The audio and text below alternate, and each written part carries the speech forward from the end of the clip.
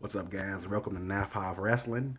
Comment, like, subscribe, hit that bell. And I'm talking about the War Games. And the War Games was a pretty solid show last night. And I'm gonna kick it off hot and heavy. I'm going straight to the main event. The main event for this show was Team Undisputed Era versus Team McAfee, the Kings of NXT, and this was amazing.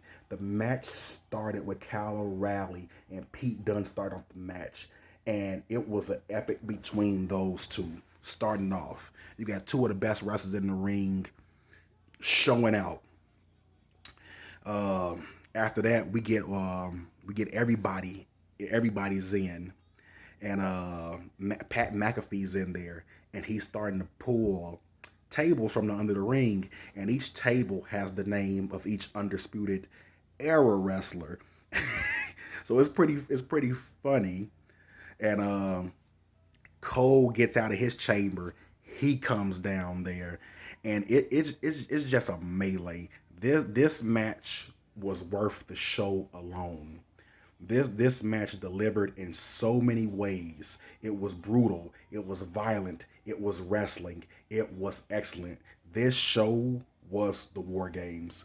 So it came to a point where you had Undisputed Era looking at Team McAfee, and they went at it, except for McAfee. McAfee kind of stood back and played the scary heel role. And I must admit, McAfee plays the coward role. He plays the scared role. But god damn it, the guy is amazing. It's one point all the wrestlers are in one ring in the War Games. There's two rings surrounded by the cage, and they're all going at it. And McAfee is at the top of the War Games. Swanton bombs off of everybody. That to me was the move of the night. Because you could say as much as you want to say about McAfee, he's a good talker. He runs a lot, but when it's time to get down, he'll run. But when it's time to get down, he'll do the most craziest thing for his team to win, and that was amazing.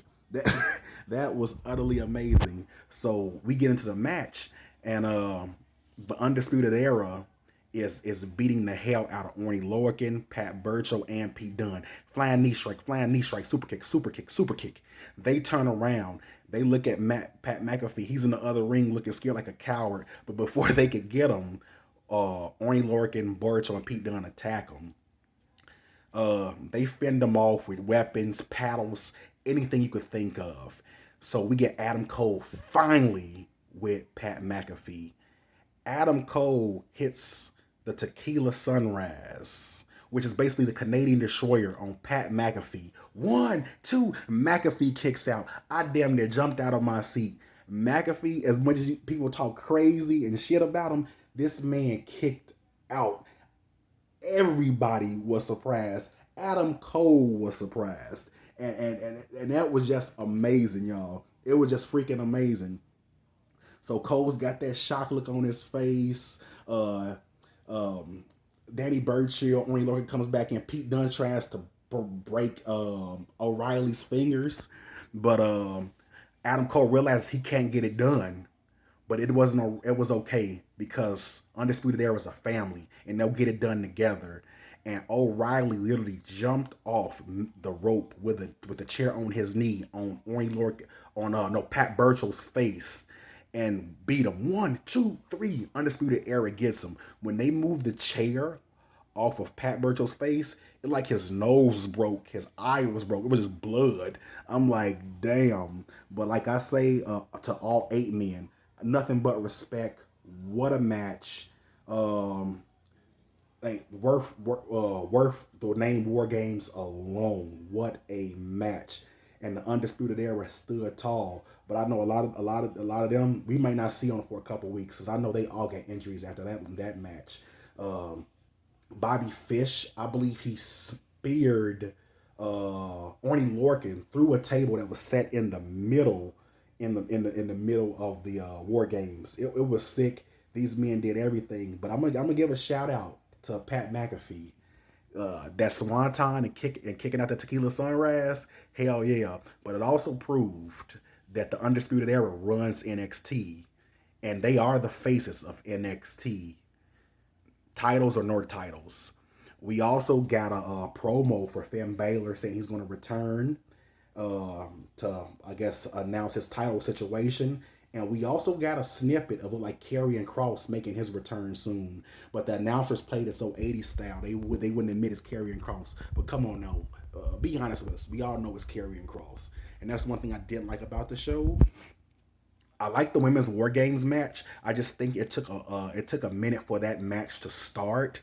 But when all women got in the ring, it kicked into a second gear, and the shining star of that match to me was Raquel Gonzalez. She was a shining star. She hit a power bomb to Io Shirai through a ladder and pinned her. So that's me thinking, or WWE or NXT telling me that Raquel Gonzalez is the next in line to face Io Shirai for that title.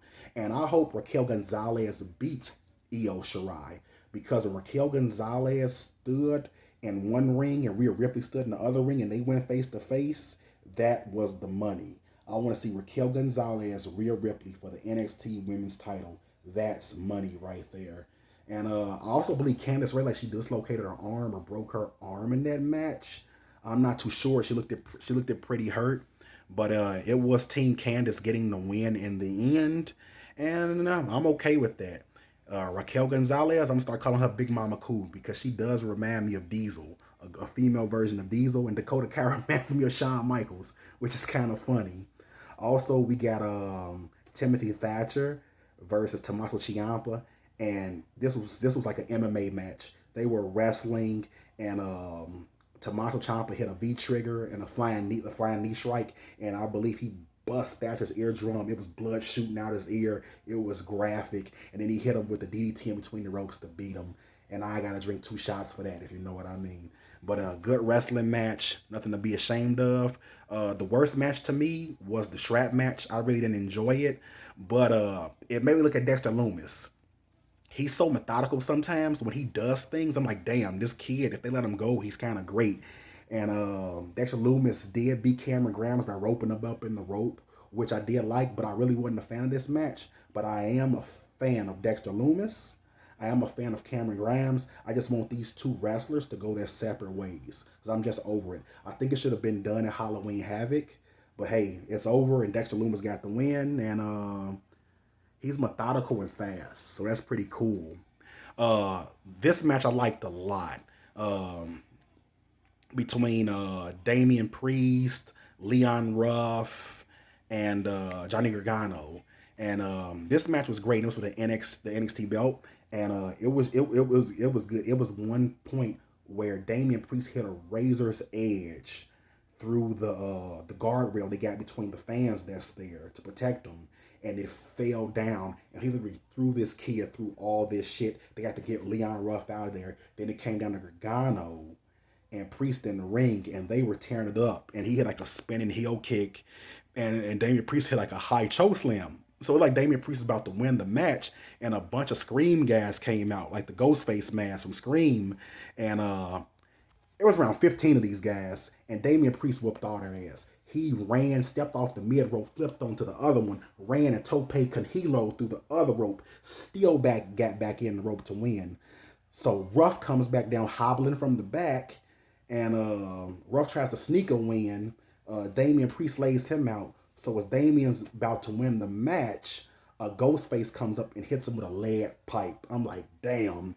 Gargano hits the off the rope DDT on Ruff and is the new champ. And so Gargano goes up the stage, takes the mask off, and it's Austin Theory, the man who walked out of NXT a month and a week ago, I believed.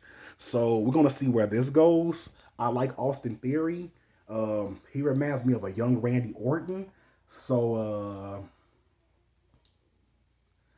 I wanted to see Priest keep it, or Ruff get it, but if this is going to lead to a new faction, I'm okay with it, because I like Austin Theory. Gargano's a great wrestler. It just is what it is. But I wanted Priest to keep it, and it was a great showing from a triple threat. All around, I give this War Games a B, just on the main event alone. If you haven't seen that main event, go out your time. It's 1 hour. They it was everything you can want. They delivered more. If you got the network, go check that match out. If you don't want to sit through the whole thing, just skip to that one match. That match delivered. I'm saying that was the best match of the night, followed by the triple threat match and the women's match starting first. It's just the women's match started a little slow for me, but when all the women got in there, it picked up big time.